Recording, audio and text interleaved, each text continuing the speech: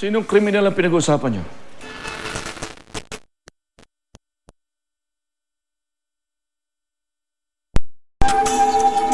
Sino pa? Yung isa lang naman sa mga lalaki na dumukot kay Melissa. Kaya pala hindi mahanap ng mga pulis nang dahil sa babaeng ito. And what were you thinking? I was thinking na yung Brian na yun ang magiging way ko para hindi na magkabalikan sina Melissa at Roberto. And now, nasira na ang lahat ng plano ko dahil sa pakikialam nyo. Paano hindi ako makikialam? Obvious naman ang kilos mo na meron kang ibang lalaki.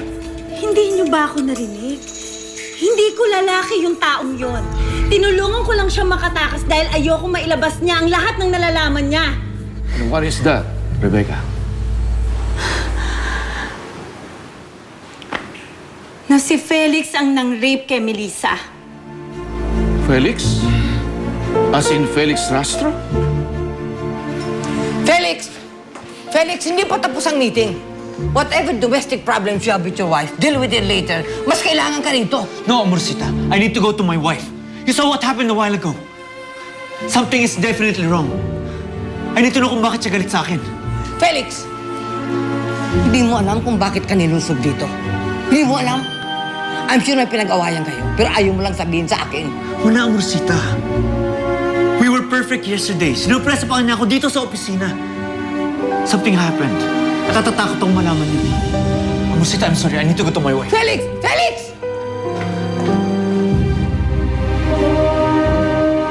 The same man na asawa ni Melissa ngayon? Yes, Ma! Si Felix ang nang-rape kay Melissa. Tiyak na hihiwalay ni Melissa si Felix kapag nalaman niya ang lahat ng katotohanan ito. At sa tingin niyo, sino ang unang lalaking babalikan ni Melissa? Hindi pwedeng magkahiwalay sina Melissa at si Felix. Dahil it will only mean na magkakabalikan sina Melissa at Roberto. That's why I did what I did.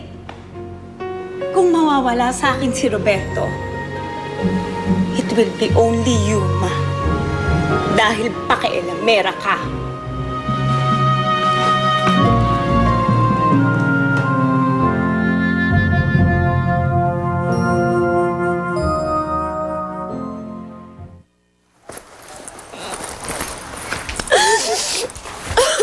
Melissa? Ano ba yung ginagawa mo, ha? At saka bakit basang-basa ka? Bakit na kayo, Nay? Pati yung mga gamit ni Eva. Aalis na tayo sa bahay na to. Aalis? Bakit tayo aalis? Ano ba nangyayari, ha? Melissa! Usapin mo naman ako, anak. Ano ba nangyayari?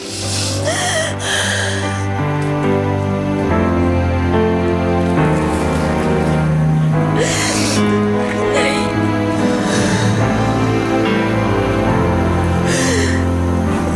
Si Felix.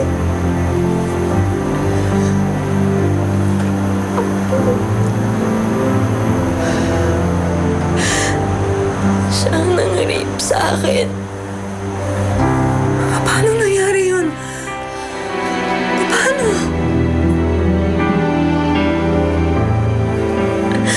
Pina-DNA test ni Ami si Eva at si Felix.